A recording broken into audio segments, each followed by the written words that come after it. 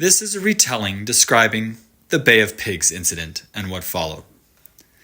On April 17, 1961, a man named Fidel Castro overthrew the old government of Cuba and turned it communist.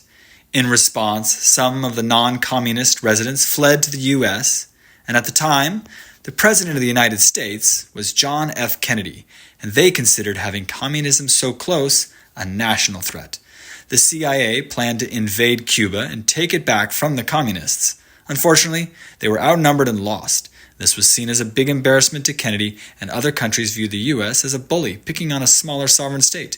This act only helped solidify communism in Cuba and strengthen Cuba's ties to the Soviet Union, a supranationalist organization.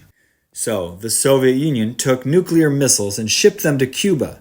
This was a problem because of Cuba's close proximity to U.S. big cities, and it would be easy to bomb them. The Soviet Union did this because the U.S. had done the same thing by placing bombs in Turkey. Not that Turkey, this Turkey. Now, the Soviet Union kept bringing bombs to Cuba, and in response, the U.S. placed a line of ships in international waters surrounding Cuba that would intercept all Soviet ships. You shall not pass!